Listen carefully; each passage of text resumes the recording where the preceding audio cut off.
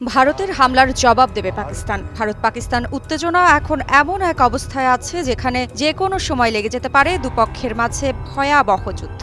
সম্প্রতি ভারতের বিমান হামলায় নিহত ব্যক্তিদের প্রতিটি রক্তের ফোঁটার প্রতিশোধ নেওয়া হবে বলে অঙ্গীকার করেছেন পাকিস্তানের প্রধানমন্ত্রী শেহবাজ শরীফ। এছাড়া তিনি বেসামরিক নাগরিকদের ওপর আক্রমণ করার কারণে শত্রুকে কাপুরুষ হিসেবে আখ্যায়িত করেছেন। সংবাদ মাধ্যম দ্য ডনের প্রতিবেদন থেকে জানা যায় ৭ মে জাতির উদ্দেশ্যে দেওয়া ভাষণে এই অঙ্গীকার করেন তিনি। এর আগে ৭ মে মধ্যরাতে পাকিস্তানের অপারেশন সিন্দুর নামে বিমান হামলা চালায় ভারত। এই অভিযানে ভারত পাকিস্তানের ৯টি স্থাপনায় ক্ষেপণাস্ত্র চালিয়েছে বলে জানা গেছে। তবে এরই মধ্যে ভারতে পাল্টা হামলা করার পূর্ণ অনুমতি পেয়েছে পাকিস্তান সেনাবাহিনী। দেশটির সশস্ত্র বাহিনীকে প্রয়োজনীয় পদক্ষেপ গ্রহণের পূর্ণ অনুমোদন দিয়েছে পাকিস্তানের জাতীয় নিরাপত্তা কমিটি। এবার কি তবে পূর্ণাঙ্গ যুদ্ধের দিকে যাচ্ছে পাকিস্তান? ভারতের ২৫ মিনিটের ওই হামলার পর পাল্টে গেছে পাকিস্তানের সব হিসেব নিকেশ।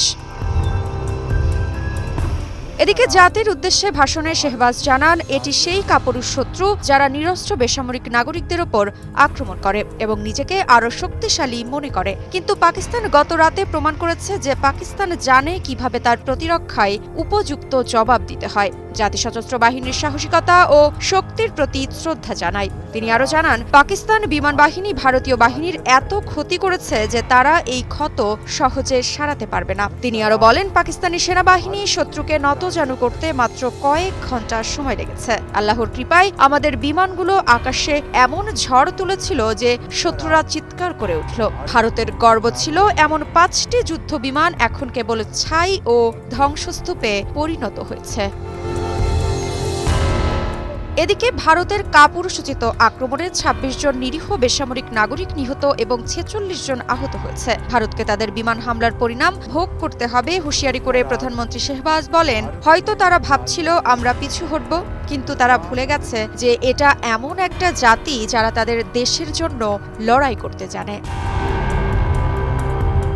প্রচলিত যুদ্ধে শত্রুর ওপর পাকিস্তান সামরিক বাহিনী আবারও তাদের শ্রেষ্ঠত্ব প্রমাণ করেছে বলে মনে করছেন প্রধানমন্ত্রী শেহবাজ শরীফ। তিনি দেশের সামরিক, নৌ ও বিমান বাহিনীর ঊর্ধ্বতন কর্মকর্তাদের প্রতি শ্রদ্ধা জানান এবং তিনি জানান যে সমগ্র জাতি তাদের জন্য গর্বিত।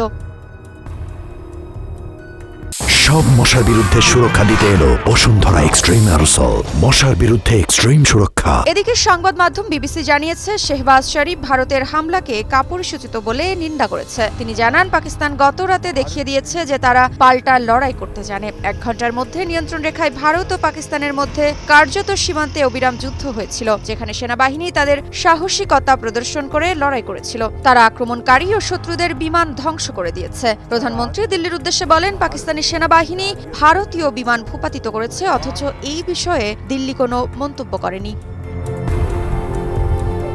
পাকিস্তানি জনগণকে সাহস দেখানোর আহ্বান জানিয়ে শেহবাজ শরীফ বলেন, আমরা পাকিস্তানি জনগণের নিরাপত্তার জন্য, আমাদের সেনাবাহিনী ও আমাদের জনগণের জন্য সর্বদা ঐক্যবদ্ধ থাকব। আমরা অবশ্যই ভারতের বিরুদ্ধে দাঁড়াবো এবং জিতব। পাকিস্তানের প্রধানমন্ত্রী ভাষণের শেষাংশে বলেন, দেশের নিরাপত্তার জন্য পাকিস্তানি জনগণের সাহসের প্রয়োজন এবং আমরা সবাই সত্যের জন্য লড়াই করছি। আশা করছি আল্লাহ সর্বদা আমাদের সাথে থাকবেন।